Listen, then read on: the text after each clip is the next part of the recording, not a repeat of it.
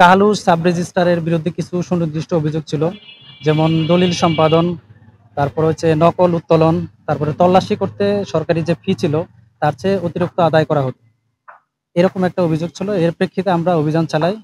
অভিযানের প্রেক্ষিতে আমরা মানে তাৎক্ষণিকভাবে যে আমরা অভিযান পরিচালনা করি, সেখানে আমরা দেখতে পাই দুইজন নকল নবিশ, ওনাদের ড্রয়ার থেকে আমরা একজনের কাছ থেকে ৯,৯৯০ আরেকজনের কাছ থেকে ৪,৫০০ টাকা আমরা উদ্ধার করি।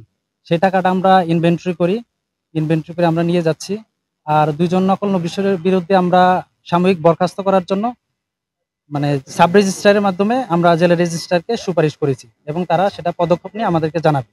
হ্যাঁ, আমাদের অবশ্যই পরিকল্পনা আছে। আপনারা শীঘ্রই মানে কিছুদিন আগে অবগত হয়েছেন, আমরা একযোগে কিন্তু ৩৫টা মানে সাব রেজিস্ট্রি অফিসে আমরা কিন্তু অভিযান পরিচালনা করেছি।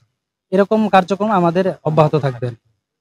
কিন্তু অবশ্যই এটা তো মানে এরকম অভিযানগুলো আসলে একটা প্রতিরোধমূলক অভিযান হিসেবে পরিচালনা করা হয়। এটার তাৎক্ষণিক ইফেক্টটা হচ্ছে সাথে সাথে সেবাগ্রহীদের একটা মানে তাৎক্ষণিক একটা সেবা পায়। আমরা কিন্তু এখানে অভিযানে এসে আমরা আমরা মানে যারা সেবাগ্রহীতে ছিল তাদের অভিযোগ শুনেছি, সাথে সাথে আমরা তাদের সেবা পাইতে আমরা কিছুটা মানে সহায়তা করেছি আর কি সাথে সাথে। আমরা মনে করি যে এখানে জনগণের সচেতনতারও কিছু বিষয় আছে, যে আমরা যে অভিযান করছি জনগণকেও এইটার অভিযোগটা জানাতে হবে যে তাদের কি অসুবিধা হচ্ছে। যেমন আজকে আমরা অভিযানে আসার পর কোনো সেবা গ্রহীতাই তারা বলতে যাচ্ছে না যে এখানে অতিরিক্ত টাকা দিয়ে তারা দলিল সম্পাদন করেছে বা কোনো ধরনের। তাহলে কি যারা আমরা এখানে আসছি মানুষ আসলে তাদের মানুষজন যারা সেবা গ্রহীতা সাধারণ নাগরিক তাদেরকেও সচেতন হতে হবে বলে আমরা মনে করি। আমরা আসলে আমরা মানে এই মুহূর্তে আসলে মানে আমাদের তদন্তের বা অনুসন্ধানের সাথে বলতে চাচ্ছি না আর কি। আমরা এটা শীঘ্রই আপনাদেরকে জানাবো আর কি। আমরা প্রতিবেদন দাখিল করবো শীঘ্রই কমিশন বরাবর।